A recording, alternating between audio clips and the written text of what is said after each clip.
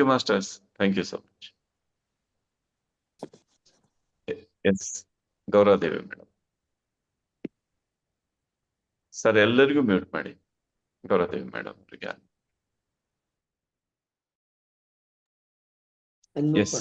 S madam. Sir ನಮಸ್ಕಾರ. ನಮಸ್ಕಾರ. ನಮಸ್ತೆ. ನಮಸ್ತೆ.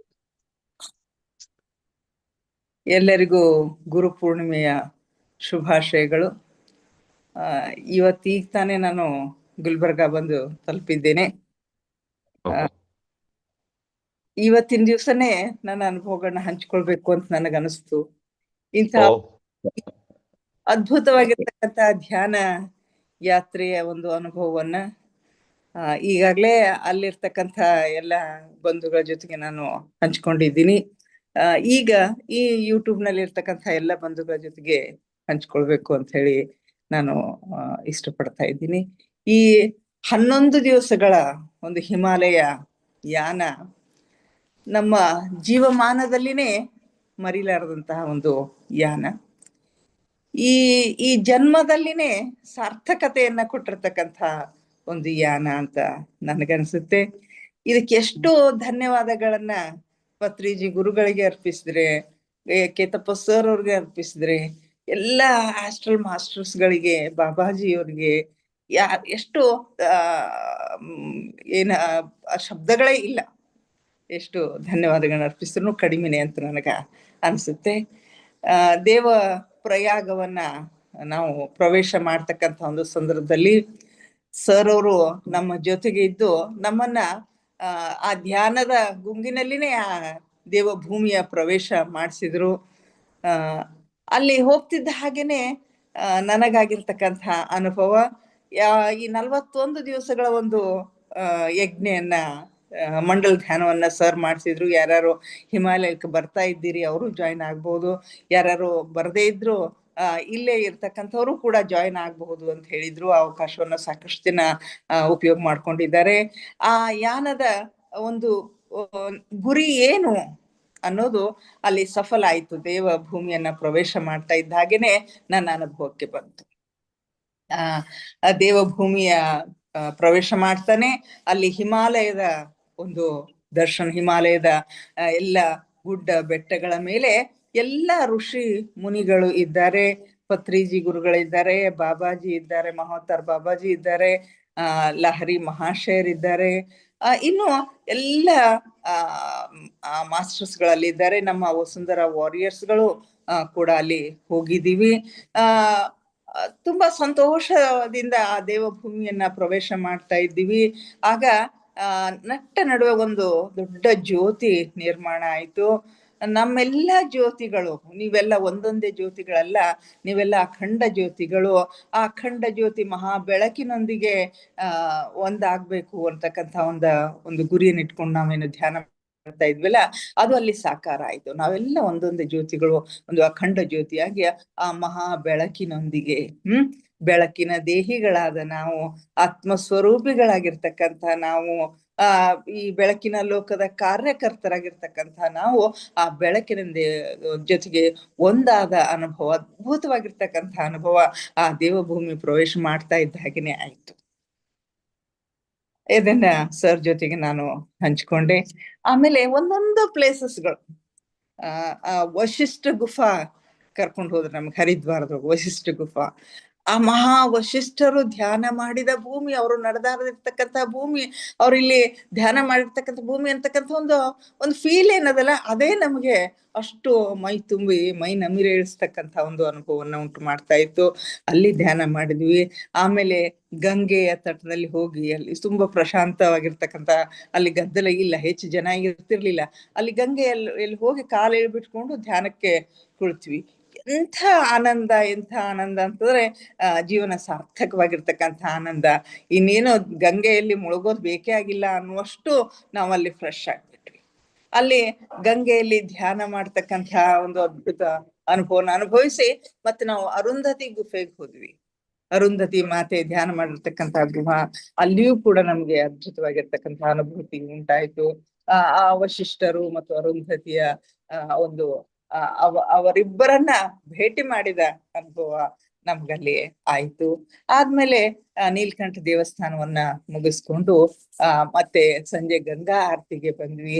ಅಲ್ಲಿಯೂ ಕೂಡ ಎಲ್ಲರೂ ಸ್ನಾನ ಮಾಡಿ ಗಂಗಾ ಆರತಿ ಅದ್ಭುತವಾಗಿರ್ತಕ್ಕಂಥ ಒಂದು ಅನುಭವವನ್ನ ಅನುಭವಿಸ್ತೀವಿ. ಹೀಗೆ ಒಂದೊಂದು ಪ್ರತಿ ದಿವಸನು ಅದರಲ್ಲಿನೂ ಅತ್ಯಂತ ಹೆಚ್ಚು ನಮಗೆ ಅನುಭವ ಕೊಟ್ಟಿರ್ತಕ್ಕಂಥದ್ದು ಮಹೋತ್ತರ ಬಾಬಾಜಿಯ ಒಂದು ಗುಹೆಗೆ ಹೋಗ್ತಕ್ಕಂಥದ್ದು, ಅಲ್ಲಿ ಬೆಟ್ಟವನ್ನ ಏರ್ತಕ್ಕಂಥ ಒಂದು ಅನುಭವ. ಈ ರೇಣುಕಾಮೂರ್ತಿಯವರಿದ್ದಾರೆ, 82 ವರ್ಷದ ಅನುಭವಿ ವಯಸ್ಸಾಗಿರ್ತಕ್ಕಂಥ 82 ವರ್ಷದವರೇ ಏರ್ತಾ ಇದ್ದಾರೆ. ಅವ್ರು ಏರುವಾಗ ನಾವೇರೋದೇನ್ ತಡ ಅಂತ ಹೇಳಿ ನಾವು ಕೂಡ ಏರ್ಲಿಕ್ಕೆ ಶುರು ಮಾಡಿದ್ವಿ. ನಮ್ ಜೊತೆಗೆ ಇನ್ನೂ ಒಂದು ದಂಪತಿ ಸಲ್ಗರ್ ಮೇಡಮ್ ಮತ್ತು ಸರ್ ಬಂದಿದ್ರು, ಅವರು ಕೂಡ ಏರಿ ಮೇಲೆ ಬರ್ತಾ ಇದ್ರು. ಹಾಗೆ ಏರ್ತಾ ಹೋದಾಗ ನಿಜಕ್ಕೂ ಸ್ವಲ್ಪ ಕಷ್ಟದ ಪ್ರಾರಂಭದೊಳಗೆ ಸ್ವಲ್ಪ ಕಷ್ಟನೇ ಅನಿಸ್ತು. ನನಗೂ ಕೂಡ ಬಹಳಷ್ಟು ಏದುಸಿರು ಬರ್ತಾ ಇತ್ತು. ಇಷ್ಟು ಇವರೆಲ್ಲ ಹೆಂಗೆ ಏರ್ತಿರ್ಬೇಕಪ್ಪ, ನನಗೂ ಇಷ್ಟು ತೊಂದರೆ ಆಗ್ಲಿಕ್ಕತ್ತದಲ್ಲ ಅಂತ ಅನಿಸ್ತು.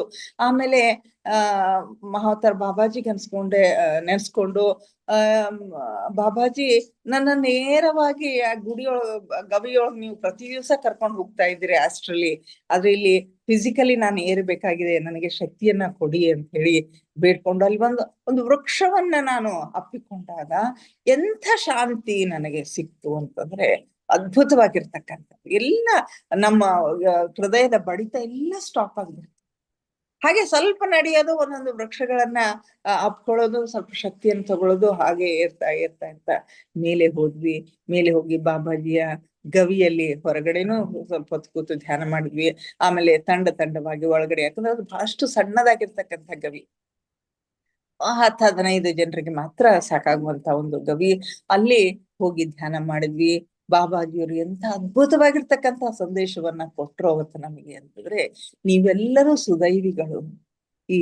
ನೀವೆಲ್ಲರೂ ಎಂಥ ಸುದೈವಿಗಳು ಅಂತಂದ್ರೆ, ನೀವೆಲ್ಲರೂ ಕ್ರಿಯೇಟರ್ಸ್, ಸಹ ಸೃಷ್ಟಿಕರ್ತರು. ಈ ಸೃಷ್ಟಿ ಕಾರ್ಯದ ಕೆಲಸದಲ್ಲಿ ನೀವೆಲ್ಲರೂ ಭಾಗವಹಿಸ್ತಾ ಇದ್ದೀರಿ, ನೀವೆಲ್ಲರೂ ಆಯ್ಕೆ ಆಗಿರ್ತಕ್ಕಂಥವ್ರು ಅಂತಕ್ಕಂಥ ಸಂದೇಶಗಳನ್ನ ನಮ್ಗಲ್ಲಿ ಕೊಟ್ರು. ಆಮೇಲೆ ಏರ್ತಕ್ಕಂಥ ಒಂದು ಸಂದರ್ಭದಲ್ಲಿ ಒಬ್ಬ ತಾಯಿ, ನನ್ನ ಎದುರ ಇವರು ಅನಿತಾ ಈರ್ಕಲ್ ಅವ್ರು ಇದ್ರು, ಹಾಗೆ ನನ್ನ ಅಕ್ಕನ ಮಗಳು ಗಂಗಾ ನನ್ನ ಜೊತೆಗೆ ಇರ್ತಾ ಇದ್ಲು. ಎದುರ ಒಬ್ಬ ಹೆಣ್ಮಗಳು ಬೆಟ್ಟ ಇಳಿದು ಬರ್ತಾ ಇದ್ಲು. ಅನಿತಾ ಹೋಗಿ ಅವಳನ್ನ ಅಪ್ಕೊಂಡ್ಳು. ಹಾಗೆ ಹಿಂದಿನಿಂದ ಗಂಗಾನು ಹೋಗಿ ಅವಳನ್ನ ಅಪ್ಕೊಂಡ್ಳು. ಆಗ ಅವಳ ಮೈಯಿಂದ ಶ್ರೀಗಂಧದ ವಾಸನೆ ಬರ್ತಾ ಇತ್ತು ಅಂತ ಹೇಳಿದ್ರು. ನನಗೆ ಅವಳು ಅಷ್ಟೇ ನಮಸ್ಕಾರ ಮಾಡಿದ್ಲು. ನಾನು ಅಷ್ಟೇ ನಮಸ್ಕಾರ ಮಾಡಿ ಮೇಲೆ ಹೋದೆ. ಸರ್ಗೆ ನಾ ಕೇಳ್ಕೊಂಡೆ, ನನಗ ಅಪ್ಕೊಳ್ಳಿಲ್ಲ ಅವಳು ಅಂತ ಹೇಳಿ. ಅವ್ರವರ ಭಾವಕ್ಕೆ ತಕ್ಕ ಹಾಗೆ ಅಂತ ಹೇಳಿ ಸರ್ ಆನ್ಸರ್ ಮಾಡಿದ್ವು. ಅನ್ಸಿರ್ಬೋದು, ಹೌದು, ನನಗನ್ನಿಸ್ತು, ಒಂದು ನಿಮಿಷ ಮನಸ್ಸಿನಲ್ಲಿ ಅನಿಸ್ತು, ಇವರೆಲ್ಲ ಅಪ್ಕೊಳ್ತಾ ಇದ್ದಾರೆ, ನಾನು ಅಪ್ಕೊಳ್ಬೇಕಾ ಅಂತ ಹೇಳಿ. ಅಪ್ಕೊಳ್ಬೇಕು ಅನ್ನೋ ಭಾವನೆ ನನಗ್ ಬರ್ಲಿಲ್ಲ. ಅದಕ್ಕೆ ಬಹುಶಃ ಅವಳು ನನಗೆ ನಮಸ್ಕಾರ ಮಾಡಿದ್ಲು ಅಂತ ಹೇಳಿ ನನಗೆ ಅನ್ಸುತ್ತೆ. ಇಂಥ ಅದ್ಭುತವಾಗಿರ್ತಕ್ಕಂಥ ಅನುಭವಗಳನ್ನ ನಾವು ಅವತ್ತು ಪಡೆದ್ವಿ. ಇನ್ನು ಇಳಿದು ಬರುವಾಗಂತೂ ಸರಳವಾಗಿ ಫೋಟೋ ತಕ್ಕೋತ ಎಲ್ಲಾ ಗಿಡಗಳ ಜೊತೆಗೆ ಮಾತಾಡ್ಕೋತ ಇಷ್ಟು ಅವತ್ತೊಂದು ದಿವಸ ಬಹುಶಃ ಅದು ಭೂಮಿಯ ಮೇಲೆ ನಾವು ಕಳೆದಿರ್ತಕ್ಕಂಥ ದಿವ್ಸ ಅಂತ ಅನ್ಸಂಗಿಲ್ಲ, ಎಲ್ಲೋ ಯಾವುದೋ ಲೋಕದಲ್ಲಿ ನಾವು ಕಳೆದಿದ್ದೀವಿ ಅಂತಕ್ಕಂಥ ಅನುಭವ ನಮ್ಗೆ ಬರ್ತಾ ಇದೆ. ಇನ್ನು ನಂತರ ದೇವಪ್ರಯಾಗ ಭಾಗೀರಥಿ ಮತ್ತು ಅಲಕ್ನಂದ ನದಿಗಳು ಕೂಡ್ತಕ್ಕಂಥ ಒಂದು ಸಂಗಮ. ಅಲ್ಲಿಯೂ ಕೂಡ ಒಂದು ವೀವ್ ಇದೆ, ಅವೆರಡೂ ನದಿಗಳು ಸೇರ್ತಕ್ಕಂಥ ಒಂದು ಸಂಗಮದ ಆ ವೀವ್ ಅಲ್ಲಿ ಹೋಗಿ ಫೋಟೋ ತಕೊಂಡು ನಾವೆಲ್ಲ 1 ಸೆಕೆಂಡ್ ನಾವು ಧ್ಯಾನಕ್ಕೆ ಕೂತಿದ್ವಿ. ಎಂಥ ಅನುಭವ ಅಲ್ಲ. ಅಲ್ಲಿ ಶ್ರೀರಾಮ ಭಕ್ತ ಹನುಮಂತ ಜೈ ಶ್ರೀರಾಮ್ ಅಂತ ಬರ್ದಿರ್ತಕ್ಕಂಥ ಒಂದು ಬಂಡೆ ಇತ್ತು. ಅಲ್ಲಿ ಒಳ್ಳೆ ಅನುಭವನ್ನ ನಾವು ತಗೊಂಡ್ವಿ. ಆಮೇಲೆ ದಾರಿ ದೇವಿ ಅಂತ ಹೇಳಿ ಈ ಸುಂದರವಾಗಿರ್ತಕ್ಕಂಥ ತಾಣದಲ್ಲಿ ನಿರ್ಮಾಣವಾಗಿರ್ತಕ್ಕಂಥ ದೇವಿಯ ಒಂದು ಮಂದಿರ ಅದು. ಗಂಗಾ ನದಿಯಲ್ಲಿನೇ ಮಂದಿರ ಇದೆ, ತುಂಬಾ ಸುಂದರವಾಗಿರ್ತಕ್ಕಂಥ ದೇವಿಯ ಮಂದಿರ. ಆಮೇಲೆ ಆದಿ ಬದ್ರಿಯಲ್ಲಿ ಬಂದಾಗ ಬದ್ರಿನಾಥನ ಒಂದು ದರ್ಶನ ಆಗ್ತದೆ. ಅಲ್ಲಿ ಧ್ಯಾನಿಗಳೆಲ್ಲ ಡಾನ್ಸ್ ಮಾಡಿ ಬಹಳಷ್ಟು ಒಳ್ಳೆಯ ಅನುಭವನ್ನ ಪಡೆದುಕೊಂಡು ಬಂದ್ವಿ. ಹೀಗೆ ಪ್ರತಿಯೊಂದು ದಿವಸನೂ ನಾವು 10-11 ದಿವಸ ಹೆಂಗ್ ಹೋಗೋದು ಅನ್ನೋದು ನಮ್ಗೆ ಗೊತ್ತಾಗಿಲ್ಲ. ಅದ್ರಲ್ಲಿ ಇನ್ನೊಂದು ವಿಶೇಷತೆ ಅಂತಂದ್ರೆ ಪಾತಾಳ ಭುವನೇಶ್ವರ ದೇವಾಲಯಕ್ಕೆ ಹೋದಾಗ ಪಾತಾಳ ಭುವನೇಶ್ವರ ಅಂದ್ರೆ ಏನಿರ್ಬೇಕು? ಪಾತಾಳ ಗಂಗೆ, ಶ್ರೀಶೈಲಕ್ಕೆ ಹೋದಾಗ ಪಾತಾಳ ಗಂಗೆ ಅಂತ ಕೇಳಿವಷ್ಟೇ ನಾವು. ನಾನು ಇಳಿದು ಹೋಗಿಲ್ಲ ಪಾತಾಳ ಗಂಗೆಯನ್ನ. ಪಾತಾಳ ಭುವನೇಶ್ವರ ಅಂದ್ರೆ ಸರ್ ಅಂದ್ರ ಅದೊಂದು ಹಾವಿನ ಬಾಯಿಯೊಳಗ್ ಹೋದ ಹಾಗೆ, ಹಾವಿನ ಹೊಟ್ಟೆಯೊಳಗ್ ಹೋದ ಹಾಗೆ ಅಂತ ಹೇಳಿ ಅಂದಿದ್ರು. ಏನದ ಅನುಭವ ನೋಡೋಣ ಅಂತ ಹೇಳಿ ಹೋದ್ರೆ, ಇಳಿಬೇಕಾದ್ರೆ ಸ್ವಲ್ಪ ಕಷ್ಟ ಆಯ್ತು. ನಮ್ಮ ಜೊತೆಗೆ ಬಂದಿರ್ತಕ್ಕಂಥ ಶಿವಾನಂದ ಅಣ್ಣ ನನ್ನ ಮುಂದೆ ಇದ್ರು. ನೀವೇನು ಹೆದರ್ಬೇಡ್ರಿ, ನಾ ಇದ್ದೀನಿ, ಬನ್ರಿ, ನಿಮ್ಗೆ ಏನ್ರ ಆದ್ರೆ ನಾ ಹಿಡ್ಕೋತೀನಿ, ಬನ್ರಿ ಅಂತ ಹೇಳಿ ನನ್ಗಷ್ಟು ಮಾಡಿ ಕರ್ಕೊಂಡು ಹೋದ್ರು. ಇಳಿದು ಹೋದ್ವಿ. ಆಕ್ಸಿಜನ್ ಕಡಿಮೆ ಆಗ್ತದ, ಹಾಗ ಹೀಗೆ ಏನೋ ಅನ್ಸಿದ್ರು. ನಮ್ಗೆ ಏನೂ ಅನಿಸ್ಲಿಲ್ಲ. ಅಲ್ಲಿ ತುಂಬಾ ಪ್ರಶಾಂತವಾಗಿ ಎಲ್ಲ ಪ್ರದೇಶ, ಅಲ್ಲಿ ನಿಜಕ್ಕೂ ಸಾರ್ಥಕತೆಯನ್ನು ಒದಗಿಸಿರ್ತಕ್ಕಂಥ ಒಂದು ಪ್ರದೇಶ ಅದು. ಅಲ್ಲಿ ಎಲ್ಲ ಚಾರ್ಧಾಮ್ ಯಾತ್ರಾ ಮಾಡಿದಷ್ಟು ಪುಣ್ಯ ಬರ್ತದ ಅಂತಕ್ಕಂಥ ಚಾರ್ಧಾಮಗಳ ದರ್ಶನ ಅಲ್ಲಿ ಆಯ್ತು. ಅದೆಲ್ಲ ಮುಗಿಸ್ಕೊಂಡು ಮೇಲೆ ಬರ್ಬೇಕಾಗಿರ್ತಕ್ಕಂಥ ಸಂದರ್ಭದಲ್ಲಿ ಇಳಿಯುವಾಗ ಸ್ವಲ್ಪ ಕಷ್ಟ ಇತ್ತು. ಮೇಲೆ ಬರ್ಬೇಕಾದ್ರೆ ನನ್ನ ಬಾಡಿ ಫುಲ್ ಲೈಟ್ ಆಗ್ಬಿಡ್ತು. ಹೆಂಗ್ ಏರ್ಕೊಂಡ್ ಬಂದಿನೋ ನನಗೆ ಗೊತ್ತಿಲ್ಲ, ಅಷ್ಟು ಲೈಟ್ ಆಗಿ ನಾನು ಮೇಲೆ ಬಂದೆ. ಹೀಗೆ ಆಮೇಲೆ ವೃದ್ಧ ಜಾಗೇಶ್ವರ ಜಾಗೇಶ್ವರ ಅಂತ ಹೇಳಿ 8ನೇ ಜ್ಯೋತಿರ್ಲಿಂಗ ಅಂತಾರ. ಅಲ್ಲಿ ವೃದ್ಧ ಜಾಗೇಶ್ವರದಲ್ಲಿ ನಮಗೆ ಯಜ್ಞ ಮಾಡುವ ಅವಕಾಶ ಸಿಕ್ತು. ಸರ್ ಧ್ಯಾನ ಕೂಡ್ಸಿರ್ತಕ್ಕಂಥ ಪ್ರದೇಶನೇ ಒಂದು ಯಜ್ಞೆಯ ಕೋಣೆ ಆಗಿತ್ತು. ಹೀಗಾಗಿ ಅಲ್ಲಿ ಮಹಾಯಜ್ಞ ಆಯ್ತು. ಹಾಗೆ ಒಬ್ಬರ ಕನಸಿನಲ್ಲಿ ಒಬ್ಬರ ಏನಂತ ಧ್ಯಾನದಲ್ಲಿ ಏನು ಯಜ್ಞದ ಕುದುರೆ, ಗಂಗಾ ಅವರ ಧ್ಯಾನದ ಯಜ್ಞದ ಕುದುರೆ ಅಂತ ಹೇಳಿ ಬಂದಿತ್ತಂತ.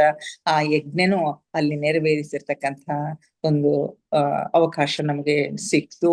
ಆಮೇಲೆ ಜಾಗೇಶ್ವರ ಟೆಂಪಲ್ ನಲ್ಲಿ ಒಂದು ದೊಡ್ಡ ವೃಕ್ಷ, ದೇವದಾರು ವೃಕ್ಷ. ಬಹುಶಃ ಅಂತ ವೃಕ್ಷವನ್ನ ನಾವು ಇವತ್ತಿನವರೆಗೆ ನೋಡಿ. ಎಷ್ಟೋ ದೊಡ್ಡದು ಅಂತಂದ್ರೆ ಹೈಟ್, ಅದರ ಅಗಲ, ಅದನ್ನ ನೋಡಿದ್ರೆ ಅದು ವೃಕ್ಷ ಅನ್ನಿಸ್ತಾನೆ ಇಲ್ಲ. ಅದು ಸಾಕ್ಷಾತ್ ಅರ್ಧನಾರೀಶ್ವರನ ಪ್ರತೀಕ ಅಂತ ಹೇಳಿದ್ರಲ್ಲಿ ಅರ್ಧನಾರೀಶ್ವರನ ದರ್ಶನನೇ ಆಯ್ತು ನಮಗಲ್ಲಿ. ಅಲ್ಲಿಯೂ ಕೂಡ ಧ್ಯಾನಕ್ಕೆ ಕುಳಿತ್ವಿ.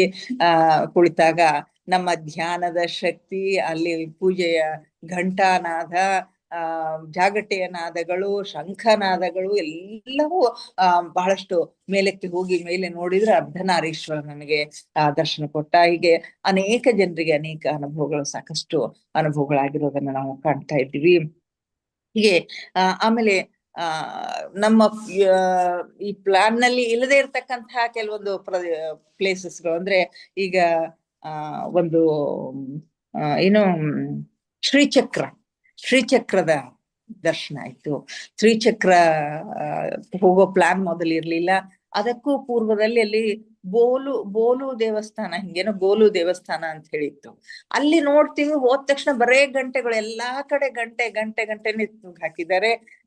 ಯಾರ ಮನಸ್ಸಿನೊಳಗೆ ಏನದನೋ ಅದನ್ನೆಲ್ಲ ಅಲ್ಲಿ ಬರೆದು ಹಾಕಿದ್ರೆ ಅದು ಈಡೇರ್ತದ ಅಂತ ಹೇಳಿ ಅಂದ್ರು. ಆಗ ನಾವು ಪರ್ಸನಲಿ ಹೋಗೋರು ಹೋಗಿ ಗಂಟೆ ಕಟ್ಟಬಹುದು, ಪರ್ಸನಲಿ ಇಲ್ದೇ ಇರ್ತಕ್ಕಂಥವ್ರು ಈ ಕಡೆ ಬನ್ನಿ ಅಂತ ಹೇಳಿ ನಮ್ಮ ಒಂದು ಪತ್ರಿಜಿಯವರ ಸಂಕಲ್ಪವೇ ನಮ್ಮ ಸಂಕಲ್ಪ, ಪತ್ರಿಜಿಯವರ ಗುರಿನೇ ನಮ್ಮ ಗುರಿ ಅಂತ ಹೇಳಿ ನಾವು ಸಂಕಲ್ಪ ಮಾಡ್ಕೊಂಡು ಹೋಗ್ತಾ ಇದ್ವಿ. ಹೀಗಾಗಿ ಪತ್ರಿಜಿಯವರ ಸಂಕಲ್ಪವನ್ನೇ ನಾವು ಅಲ್ಲಿ ಅವರಿಗೆ ಅಲ್ಲಿ ಕಟ್ಟಿ ಬಂದ್ವಿ. ಸರ್ ಅವರ ಮಾರ್ಗದರ್ಶನದಲ್ಲಿ ಅವರು ಹೇಳಿದ ಹಾಗೆ ಈಗ ಇಡೀ ಜಗತ್ತಿನಲ್ಲಿರ್ತಕ್ಕಂಥ ಎಲ್ಲರೂ ಧ್ಯಾನಿಗಳಾಗ್ಬೇಕು. ಜಗತ್ತಿನಲ್ಲಿರ್ತಕ್ಕಂಥ ಎಲ್ಲರೂ ಧ್ಯಾನಿಗಳಾಗ್ಬೇಕು. ಜಗತ್ತಿನಲ್ಲಿರ್ತಕ್ಕಂಥ ಎಲ್ಲರೂ ಶಾಕಾಹಾರಿಗಳಾಗ್ಬೇಕು. ಜಗತ್ತಿನಾದ್ಯಂತ ಈ ಪಿರಮಿಡ್ಗಳ ನಿರ್ಮಾಣ ಆಗ್ಬೇಕು. ನಮ್ಮ ಈ ಚಳವಳಿ ಎಲ್ಲಿ ತನಕ ಹೋಗ್ತದಂತ ಕಟ್ಟಕಡೆಯ ಮನುಷ್ಯ ಧ್ಯಾನಿ ಆಗಬೇಕು, ಕಟ್ಟಕಡೆಯ ಮನುಷ್ಯನೂ ಶಾಕಾಹಾರಿ ಆಗ್ಬೇಕು, ಕಟ್ಟಕಡೆಯ ಮನುಷ್ಯನು ಒಬ್ಬ ಇಲ್ಲಿ ಕಟ್ಟಕಡೆಯ ಒಂದು ಪ್ರದೇಶದಲ್ಲಿಯೂ ಕೂಡ ಈ ಒಂದು ಏನಂತೆ ಪಿರಮಿಡ್ಗಳ ನಿರ್ಮಾಣ ಆಗ್ಬೇಕು ಅಂತಕ್ಕಂಥ ಒಂದು ಇಚ್ಛೆಯನ್ನ ಅಲ್ಲಿ ನಾವು ಸಲ್ಲಿಸಿ ಬಂದಿದ್ದೆವು. ಆ ಇಚ್ಛೆ ಸಾಕಾರವಾಗಿರೋದು ಈ ನಮ್ಮ ಒಂದು ಯಾವುದು ಶ್ರೀಚಕ್ರ ದೇವಸ್ಥಾನದಲ್ಲಿ. ಶ್ರೀಚಕ್ರ ದೇವಸ್ಥಾನದಲ್ಲಿ ಧ್ಯಾನಕ್ಕೆ ಕುಳಿತಾಗ ಪತ್ರಿಜಿಯವರ ಗುರಿಯನ್ನ ಭೂಮಿ ತಾಯಿ ಅತ್ಯಂತ ಕಷ್ಟದಲ್ಲಿದ್ದಾಗ, ಎಲ್ಲರೂ ಇನ್ನೇನು ಅವಳಿಗೆ ಕೈ ಬಿಡ್ಬೇಕು ಅಂತಕ್ಕಂಥ ಸಂದರ್ಭದಲ್ಲಿ ಪತ್ರಿಜಿಯವರು ಬಹುದೊಡ್ಡ ಹೊಣೆಯನ್ನ ಹೊತ್ಕೊಂಡ್ರು. ನಾ ಭೂಮಿ ತಾಯಿಯ ರಕ್ಷಣೆಯನ್ನ ಮಾಡ್ತೀನಿ ಅಂತಕ್ಕಂಥ ಹೊಣೆಯನ್ನ ಹೊತ್ಕೊಂಡು ನಮ್ಮೆಲ್ಲರಿಗೂ ಆ ಜವಾಬ್ದಾರಿಯಲ್ಲಿ ಭಾಗವಹಿಸ್ಲಿಕ್ಕೆ ಅವಕಾಶವನ್ನು ಒದಗಿಸ್ಕೊಟ್ರು. ನಾವು ಮಾಡ್ತಕ್ಕಂಥ ಪ್ರತಿದಿನದ ಧ್ಯಾನ ಆ ಭೂಮಿ ತಾಯಿಗಾಗಿ, ಪತ್ರಿಜಿ ಗುರುಗಳಿಗಾಗಿ ಅಂತಕ್ಕಂಥ ಎಂಥ ಒಂದು ಸಂಕಲ್ಪವನ್ನು ನಾವು ಇಟ್ಕೊಂಡು ಧ್ಯಾನ ಮಾಡ್ತಾ ಇದ್ವಿ. ಎಂಥ ಸುದೈವಿಗಳು ನಾವು ಅಂತ ಹೇಳಿ ಅನಿಸ್ತು. ಪತ್ರಿಜಿಯವರ ಗುರಿಯನ್ನ ಇಟ್ಕೊಂಡು ನಾವು ಬಂದಿದ್ದೀವಿ, ಅದು ಸಾಕಾರ ಆಗ್ಲಿ ಅಂತ ಹೇಳಿ ನಾವು ಧ್ಯಾನಕ್ಕೆ ಕುಳಿತ್ರೆ ಅಲ್ಲಿ ನಾವು ಹಾಕಿರ್ತಕ್ಕಂಥ ಅಪ್ಲಿಕೇಶನ್ ಇಲ್ಲಿ ಶ್ರೀಚಕ್ರದಲ್ಲಿ ಅನುಮೋದನೆಗೊಂಡು ಆ ಕೈಲಾಸವಾಸಿಯಾಗಿರ್ತಕ್ಕಂಥ ಪರಮಾತ್ಮನಿಗೆ ಅದು ಸಲ್ಲಿಸಲ್ಪಡ್ತು. ಪರಮಾತ್ಮನಿಂದಲೂ ಅಲ್ಲಿ ಸಿಗ್ನೇಚರ್ ಬಂದು ಅದು ಶೀಘ್ರವೇ ಜಾರಿಗೆ ಬರ್ತದ ಅಂತಕ್ಕಂಥ ಒಂದು ಸಂದೇಶ ನನಗೆ ಬಂತು. ಇಂಥ ಅದ್ಭುತವಾಗಿರ್ತಕ್ಕಂಥ ಅನುಭವಗಳನ್ನ ಹೊಂದಿರ್ತಕ್ಕಂಥದ್ದು ಎಷ್ಟು ಹೇಳಿದ್ರು ಅದಕ್ಕೆ ಕಡಿಮೆನೆ ಅನ್ಸುತ್ತೆ. ಪ್ರತಿ ಹಂತದಲ್ಲಿನೂ ಪ್ರತಿಯೊಬ್ಬ ಧ್ಯಾನಿಗೂ ಇಂತಹ ಅನುಭವಗಳು ಇನ್ನೂ ಹೆಚ್ಚು ಹೆಚ್ಚು ಅನುಭವಗಳಾಗಿವೆ. ಇದೊಂದು ಮರೆಯಲಾರದ ಒಂದು ಅನುಭವ ಅನಿಸ್ತದ. ಇವತ್ತು ಗುರು ಪೂರ್ಣಿಮೆ ಎಂದು ಗುರುವಿಗೆ ಎಷ್ಟು ನಾವು ಧನ್ಯವಾದಗಳನ್ನ ಅರ್ಪಿಸಿದ್ರು ಕಡಿಮೆನೆ. ಇಂಥ ಅವಕಾಶವನ್ನ ನಮಗೆ ಕಲ್ಪಿಸಿ ಕೊಟ್ಟಿದ್ದಕ್ಕಾಗಿ, ನಮ್ಮ ಬದುಕನ್ನ ಈ ಒಂದು ಏನಂತೀರಿ ಈ ಒಂದು ಜನ್ಮವನ್ನ ಸಾರ್ಥಕಗೊಳಿಸಿದ್ದಕ್ಕಾಗಿ ಆ ಗುರುವಿಗೆ ಅನಂತ ಕೋಟಿ ಕೋಟಿ ಧನ್ಯವಾದಗಳನ್ನ ನಾನು ಅರ್ಪಿಸ್ತಾ ಇದ್ದೀನಿ. ನನ್ನ ಜೊತೆಗೆ ಬಂದಿರತಕ್ಕಂಥ ಎಲ್ಲ ಆತ್ಮ ಬಂಧುಗಳಿಗೂ ಕೂಡ ನಾನು ಅನಂತ ಕೋಟಿ ಕೋಟಿ ಧನ್ಯವಾದಗಳನ್ನ ಅರ್ಪಿಸ್ತೇನೆ. ಧನ್ಯವಾದಗಳು sir. Thank you madam, thank you so much. Madam ಅವರು ಈ ಸಮಯಾಭಾವದಿಂದನೋ ಅಥವಾ ಇನ್ನು ಶೇರ್ ಮಾಡ್ಕೊಳ್ಳುವಂತ ಆ ಗಡಿಬಿಡಿಯಲ್ಲಿಯೋ ಇನ್ನೂ ಹಲವು ಅನುಭವಗಳು, ಒಂದೊಂದು ಹಂತದಲ್ಲಿಯೂ ಅದ್ಭುತ ಅನುಭವಗಳು, ಬಹುಶಃ ಅದನ್ನ ಹಾಗೆ ದಾಟ್ಕೊಂಡು ಕೆಲವೊಂದಷ್ಟನ್ನ ಶೇರ್ ಮಾಡಿದ್ದಾರೆ. ಅದೇ ಸರ್, ಚಪ್ಪಾಳೆ ಕೊಡಿ ಮಾಸ್ಟರ್ಸ್ ಅನ್ನೋ ಉದ್ದೇಶದಿಂದ ಇನ್ನೂ ಹಂಚ್ಕೊಳ್ಳೋರು ಇರ್ತಾರೆ ಅಂತ ಹೇಳಿ ನಾನು ಮಾಡಿದೆ. ಎಸ್ ಎಸ್ ಮಾಸ್ಟರ್ಸ್, ಮೇಡಮ್ ಅವ್ರಿಗೆ ಜೋರಾಗಿ ಚಪ್ಪಾಳೆ ಕೊಡಿ. ಇವತ್ತು ಗೌರವದೇವಿ ಮೇಡಮ್ ಅವರು ಅನುಭವಗಳನ್ನ ಹಂಚಿಕೊಂಡಿದ್ದಾರೆ. ವಸುಂಧರಾ ವಾರಿಯರ್ಸ್ ತಂಡಕ್ಕೆ ಮತ್ತೊಮ್ಮೆ ಧನ್ಯವಾದಗಳು. ಗುರು ಪೌರ್ಣಿಮೆ ಶುಭಾಶಯಗಳು. ಜೋರಾಗಿ ಚಪ್ಪಾಳೆ ಕೊಡಿ ಮಾಸ್ಟರ್ಸ್. ಎಲ್ಲರೂ ಅನ್ಮ್ಯೂಟ್ ಇದ್ರಿ, ಓಕೆ, ಮ್ಯೂಟ್ ಆಗೇ ಕೊಡ್ತಾ ಇದ್ದೀರಿ, ಕೊಡಿ. Thank you madam. ನಾವೇ ಬಂದಷ್ಟು ಖುಷಿ ಆಯ್ತು ನಿಮ್ಮ ಅನುಭವ ಕೇಳಿ. ಜುಮ್ ಅಂತ ಆಯ್ತು ಮೇಡಮ್, ಎನರ್ಜಿ ಫ್ಲೋ ಆಗ್ತಾ ಇತ್ತು. ನೀವು ಹೇಳೋ ಅನುಭವ ಕೇಳ್ತಾ ಇದ್ರೆ ನಾವೇ ಅಲ್ಲದೀವಿ ನಿಮ್ ಜೊತೆಗೆ.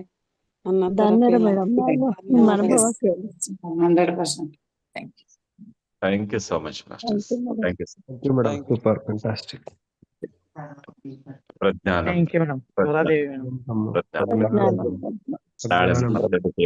ಧ್ಯಾನದಲ್ಲಿ ಜೈ ಹೋ. ಜೈ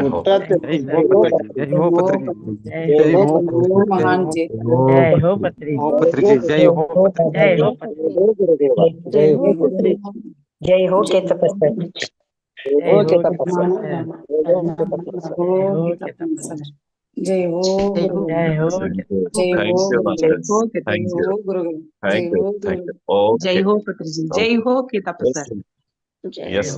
ನಾಳೆ ಭೇಟಿ ಆಗೋಣ. Thank you ಪ್ರಜ್ಞಾನ.